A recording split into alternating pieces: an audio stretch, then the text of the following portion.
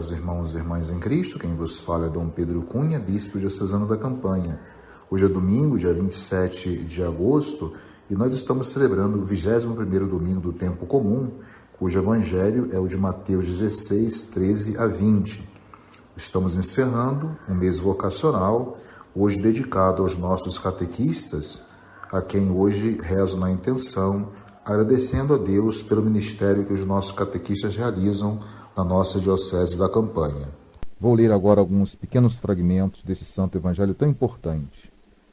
Chegando, portanto, ao território de Cesareia de Filipe, Jesus perguntou a seus discípulos, no dizer do povo, quem é o Filho do Homem? Responderam, uns dizem que é João Batista, outros Elias, outros Jeremias ou um dos profetas. Disse-lhe Jesus, e vós, quem dizeis que eu sou? Simão Pedro respondeu, tu és o Cristo, o Filho de Deus vivo. Jesus então lhe disse, feliz és tu, Simão, filho de Jonas, porque não foi a carne nem o sangue que te revelou isto, mas meu Pai que está nos céus. Eu te declaro, tu és Pedro, e sobre esta pedra edificarei a minha igreja. As portas do inferno não prevalecerão contra ela. Então, meus caros irmãos, nós observamos na liturgia da palavra desse 21º domingo do tempo comum, que todas as leituras elas versam sobre o conhecimento de quem é Jesus dentro do projeto de Deus para a humanidade e qual é o alcance de seu poder e sua autoridade.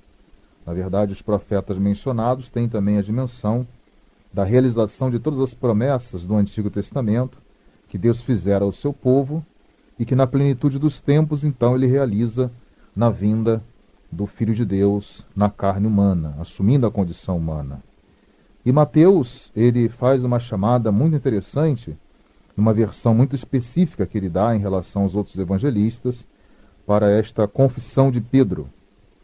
É muito importante destacar que o lugar parece ser exatamente a Cesareia de Filipe, para onde então tinham ido os discípulos. Aqui é um traço muito interessante, que o lugar para onde estão se dirigindo, Cesareia de Filipe, expressa que é um território em que todos reconhecem o poder do Império Romano, o poder de César sobre esse território.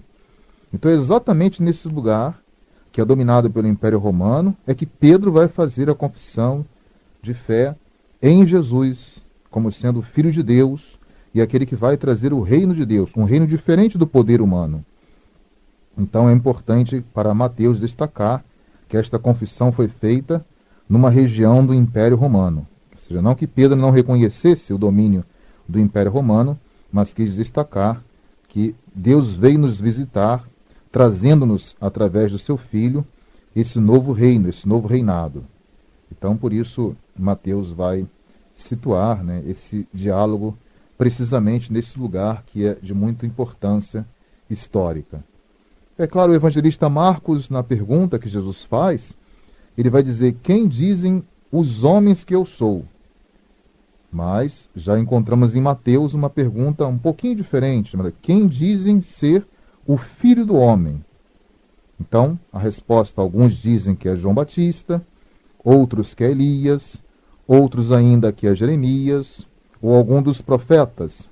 Lembremos-nos que João Batista foi decapitado, Elias foi arrebatado e Jeremias foi um profeta perseguido até a morte, porque profetizou contra o comportamento do povo que tinha uma ética totalmente distante daquilo que Deus exigia dos seus filhos e filhas. Ou ainda algum dos profetas. Esse é o dizer do povo. Jesus ouve silenciosamente, claro que não se dá por satisfeito, e agora faz uma pergunta aos apóstolos. Ou seja, ele quer dizer, trocando em miúdos, vocês que estão me seguindo, respondem desta mesma forma, confirma o que diz o povo? Então aí vem a versão desse evangelista, diz, essa resposta então é seguida por uma segunda pergunta. E vós, quem dizeis que eu sou? Depois de ouvir a resposta sobre João Batista, Elias e Jeremias. E aí vem a resposta de Pedro, tu és o Messias, o Filho do Deus vivo. e completando, portanto, essa resposta. Messias, o Filho de Deus vivo, ou mesmo o Filho do Homem.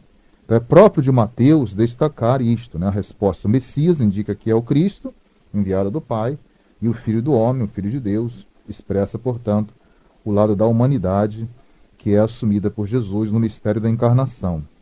Então Mateus acrescenta uma resposta de Jesus a essa afirmação de Pedro.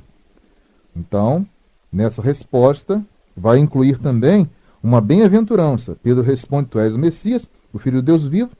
E aí vem, portanto, uma outra resposta, né? E inclui a bem-aventurança. Feliz ou bem-aventurado, feliz és tu, Simão, filho de Jonas.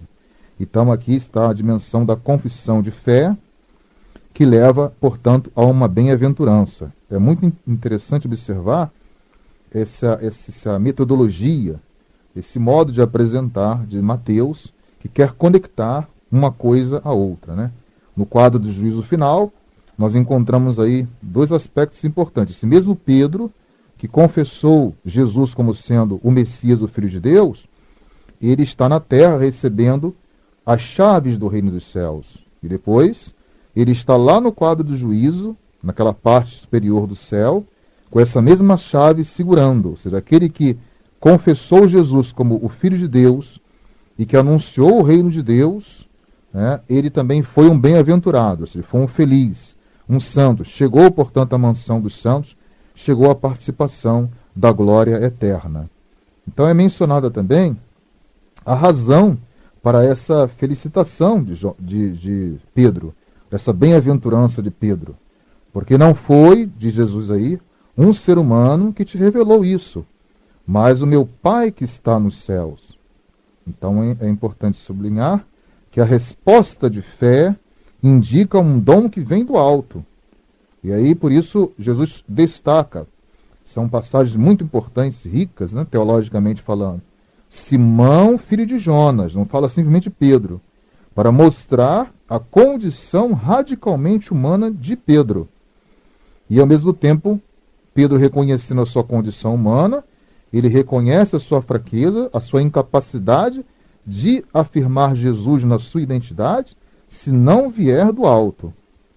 Mais ou menos parecido com isso dirá São Paulo, né? São Paulo também. Ninguém pode dizer Jesus Cristo é o Senhor, a não ser através do Espírito Santo.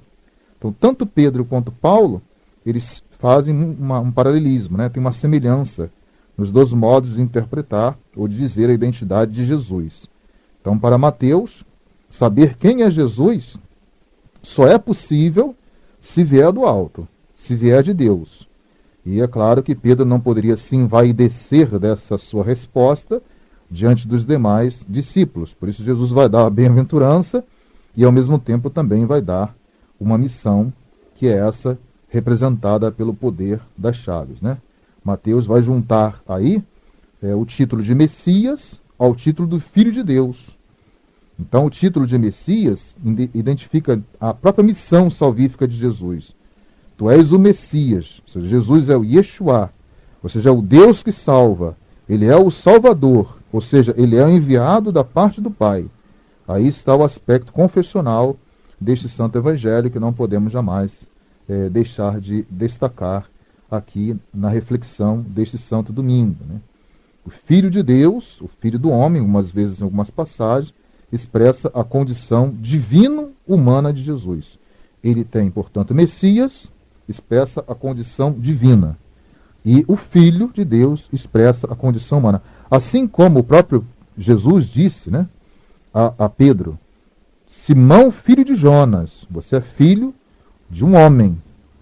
E aí, portanto, vem essa resposta da parte de Pedro, expressando que Jesus é o Filho de Deus, mostrando a origem divina de Jesus, que assume, portanto, a nossa condição também humana. Então, diferente de Pedro, que possui só uma condição humana. E aí vem a imagem do poder da chave. O título do Filho de Deus indica mais um caráter humano de Jesus, né? Então, nós vemos hoje na liturgia da palavra, sobretudo na primeira leitura, né?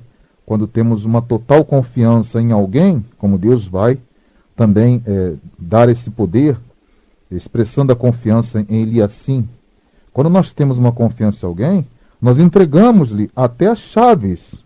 Aqui é a imagem das chaves do reino, porque Jesus tem essa confiança em Pedro, por ter confessado Jesus quem é. Então, dar as chaves significa isso, O rei, portanto, escolhido, portanto, ele assim, diz assim na primeira leitura de hoje, eis como descreve o texto sagrado o que iria fazer o profeta. E lhe transferirei os teus poderes e porei sobre os seus ombros a chave da casa de Davi. Se ele abrir, ninguém fechará, e se fechar, ninguém abrirá.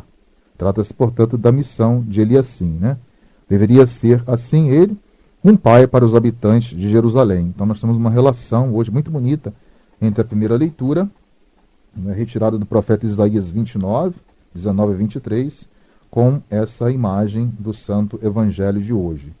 Então, Mateus, ele vai um pouquinho adiante, tentando, assim, justificar a escolha de Pedro como sendo o alicerce, o suporte da própria igreja.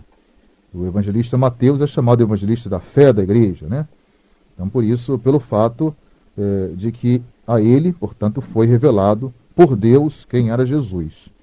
Então, aí está a confissão de fé. A escolha de Pedro é também para uma missão dentro da história e também para a igreja. É uma coluna importante na igreja.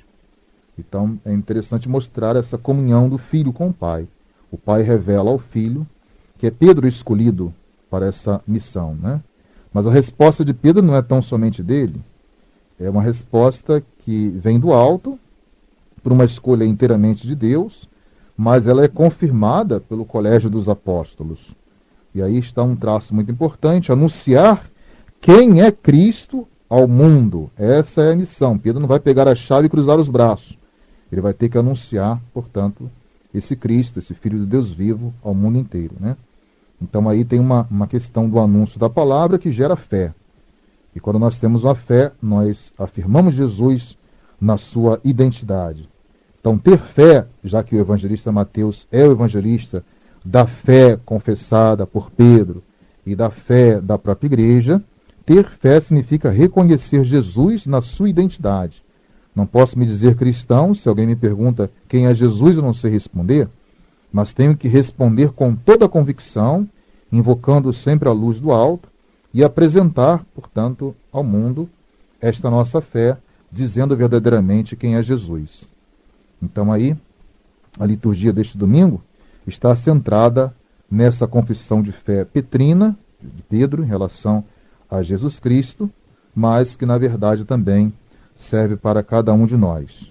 Só para concluirmos, fazendo um paralelismo último entre a primeira leitura da profecia de Isaías, onde foi escolhida pela própria Sagrada Liturgia, para nós compreendermos melhor o Evangelho de hoje, o sentido do poder dado por Jesus a São Pedro.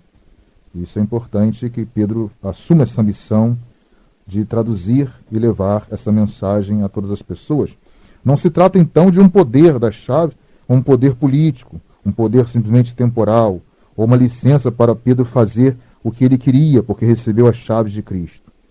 Então, a fé em Cristo é o fundamento da igreja. É esse o sentido da liturgia de hoje. Então, que possamos anunciar ao mundo quem é Jesus, professando em comunhão com Pedro a nossa fé também. E professando esta fé, anunciando quem é Jesus, vamos gerar a fé e, portanto, seremos copartícipes desse reino que Jesus veio trazer para cada um de nós. Que assumamos com bastante afinco e ardor esta fé diante dos desafios do mundo, nós estamos atravessando ainda hoje, mas o Evangelho vem hoje para nos acalentar e nutrir a nossa esperança, sempre iluminada por esta fé. Peçamos a Deus que aumente a nossa fé a cada dia e que façamos também esta fé brilhar como uma luz no mundo em meio às trevas. Louvado seja nosso Senhor Jesus Cristo, para sempre seja louvado. O Senhor esteja convosco, Ele está no meio de nós. Por intercessão da Virgem do Carmo, dos nossos beatos Padre Victor e Inha Chica, abençoe-vos o Deus Todo-Poderoso, Pai e Filho e Espírito Santo. Tenham todos um abençoado domingo.